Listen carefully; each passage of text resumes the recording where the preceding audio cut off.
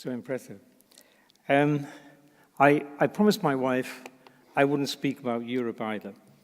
So we'll just put that to one side. Thank you, Vice-Chancellor, and thank you, Mr. Chairman, and also the University of the Arts London for this award. I'm really, really pleased, really chuffed to have it for several reasons. I mean, one is sort of recognition of one's peer group. I mean, that's fantastic. But also, London University of the Arts means quite a lot to me. And that's why this is such an honor and a privilege. I think the university has such a fantastic pedigree. The idea of amalgamating some of the great art colleges of Europe into one university was an audacious act of great vision and foresight. The past, in terms of some of the colleges, has included many of the great names of British art, including Henry Moore, Richard Hamilton, William Turnbull, Edoardo Palazzi, and many, many others. The founding of the London University of the Arts is built on the rich artistic foundation which I've just mentioned, to create a powerful creative hub which can take on the world. And I echo all of the points that have been made by the Vice-Chancellor and also Phillida, who I congratulate in terms of her award, but also in terms of representing Britain at the next Biennale. She mentioned art schools. When I went to art school, things were quite different. Coming from a working-class Irish Catholic family, it seemed an unusual choice to want to go to art school.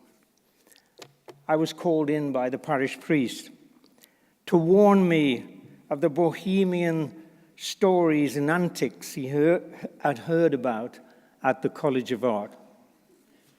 I couldn't wait. I just couldn't wait to get there. And true to form, on my first day, we had life drawing. I'm not quite sure whether you still do life drawing.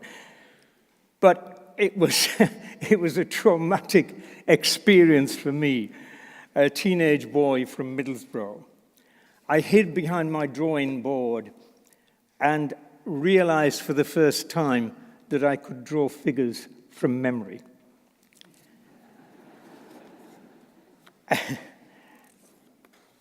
My experience of art college and university did eventually provide me with a great foundation for the future and introduced me to a world which continues to expand my vision and understanding.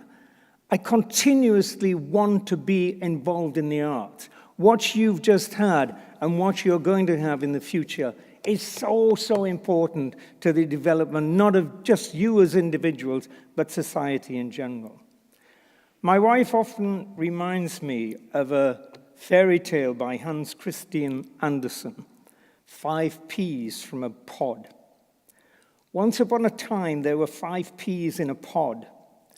Because they were green, they believed the whole world was green.